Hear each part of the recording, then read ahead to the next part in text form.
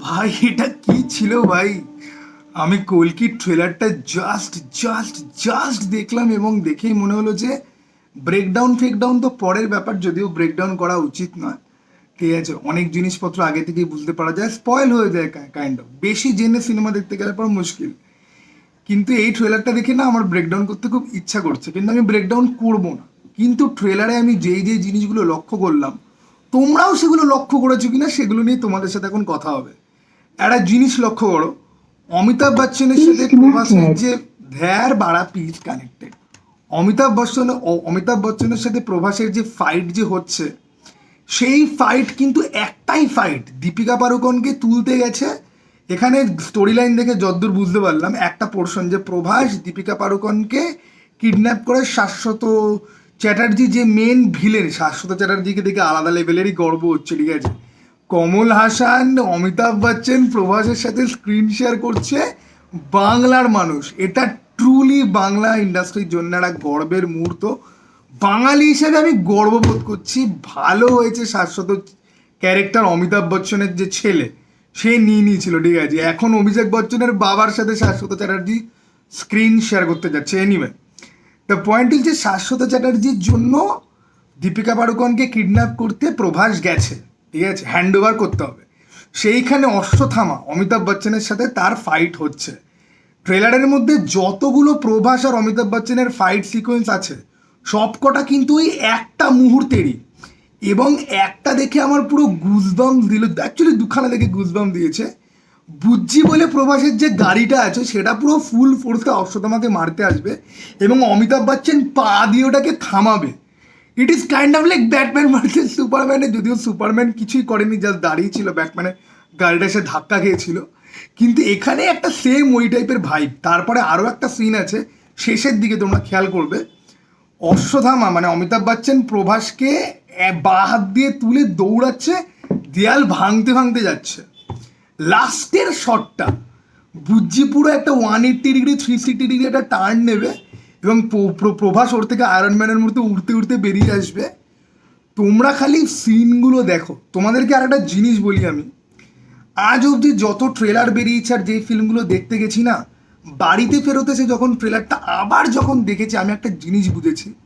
আজকাল সমস্ত ট্রেলার একটা জিনিস করে, সিনেমার শুরুতে যেটা হওয়ার কথা সেটা ট্রেলারের শুরুতে রাখে, সিনেমার মাঝখানে যেটা হওয়ার কথা সেটা ট্রেলারের মাঝখানে রাখে, সিনেমার শেষে যেটা হয় সেটা ট্রেলারের শেষ পোর্শনে গিয়ে রেখে দেয়। তোমরা জওয়ান, অ্যানিমেল, বিক্রম, পাঠান, কেজিএফ চ্যাপ্টার 2 যে কোনো সিনেমার ট্রেলার এখন তুলে নিয়ে রিওয়াচ যদি করো, তাহলে এই প্যাটার্নটা না তোমরা খেয়াল করতে পারবে। কিন্তু এই যে ট্রেলারটা, সেই ট্রেলারটার মধ্যে এই প্যাটার্নটা কিন্তু মিসিং রয়েছে।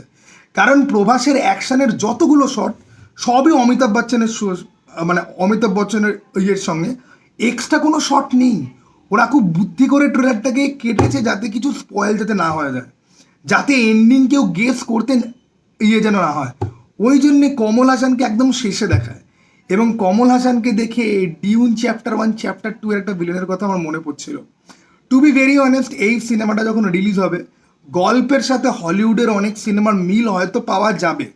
ঠিক আছে, কিন্তু দ্য থিং ইজ জি ভাই, আমি এইবার এই ট্রেলারটা দিয়ে বলতে পারি যে হ্যাঁ, আমরা হলিউডকে বিট করে দিয়েছি। এই সিনেমার যদি হিন্দি ট্রেলার যদি না বেরোতো, যদি অ্যাক্ট্রেসদের রং যদি ফর্সা হতো, this is a Hollywood trailer. ঠিক আছে, নাগ অশ্বিন কে, আমি সত্যি বলছি এই লোকটার ব্যাপারে আমার খুব একটা বেশি আইডিয়া নেই, বাট আমাকে এই লোকটার ব্যাপারে রিসার্চ করে এর আগের ফিল্ম দেখতে হবে।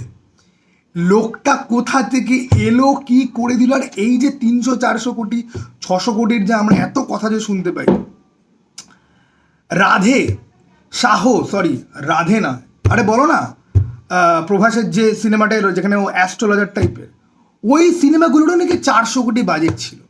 শাহর নাকি 500 কোটি না 300 কোটির ছিল। বিএমসিএম নাকি 350 না 400 কোটির সিনেমা, নাকি 300 কোটির সিনেমা। এই ট্রেলারটা দেখলে পরে মনে হয় যে নাও দিস লুকস লাইক আ 300 কোটি 400 কোটি ফিল্ম। এই ট্রেলারের মধ্যে যে ভিজুয়াল এলিমেন্টগুলো আমরা দেখতে পাই, যে সিন দেখতে পাই, সেটা দেখে সত্যি সত্যি মনে হয় যে না ভাই, এটার যদি কেউ 500 600 কোটি বাজেটে যদি বলে, মানতে তৈরি আছি। ঠিক আছে, একটা বাজে ভিএফএক্সের সিন নেই। একটা সিন এরকম নেই যেখানে মনে হচ্ছে যে এই জায়গাটা তো কার্টুনিশ লাগছে। আমি খুব মন দিয়ে দেখি, আর আমি স্লো মোশনে ট্রেলার দেখি, নর্মাল স্পিডে দেখি না। স্লো মোশনে দেখলে পরে অনেক ডিটেল জিনিসপত্র চলে আসে, স্পিড কমিয়ে দিয়ে দেখি। ভাই this is awesome, this is just another level. এবং এই সিনেমাটা কিন্তু, এই যে সায়েন্স ফিকশন জনরের সিনেমা ইন্ডিয়াতে তৈরি হয় না, বা তৈরি হলেও ভালো কোয়ালিটির নয়, সুপার হিরো ফিল্ম যে ইন্ডিয়াতে তৈরি হয় না হলেও ভালো কোয়ালিটির নয়, এই সমস্ত মিথ ভেঙে রেখে দেবে আপকামিং যে হেভি বাজেটের ফিল্ম আছে। ক্রিশ 4, ক্রিশ 4-এর মতো সিনেমা, বা ওয়ার 2, বা যা যা আসছে, ঠিক আছে, সেই সমস্ত সিনেমাকে কিন্তু এর থেকে এক লেভেল ওপরে যেতে হবে, না হলে কিন্তু কোনো রেসপেক্টই পাবে না। এই ট্রেলারটা ইনস্ট্যান্টলি ড্রপ করে সমস্ত রেকর্ড নিজের নামে করে নেয়, এবং এইরকম কোয়ালিটির কাজ আজ অবধি ইন্ডিয়াতে হয়নি। স্টোরি কীরকম হবে সেটা সম্পূর্ণ ডিফারেন্ট ব্যাপার, আমি টেকনিক্যাল আর ভিজুয়াল অ্যাসপেক্টের কথা বলছি। তোমরা কে কে আমার সাথে এগ্রি করো, কমেন্ট বক্স করা রয়েছে, অবশ্যই জানাও। চলো টাটা ভাই, আবার যেন দেখাবে। ব্রেকডাউনের কি দরকার আছে? বিশ্বাস করো ব্রেকডাউনের দরকার নেই, যত কম জানবে তত ভালো।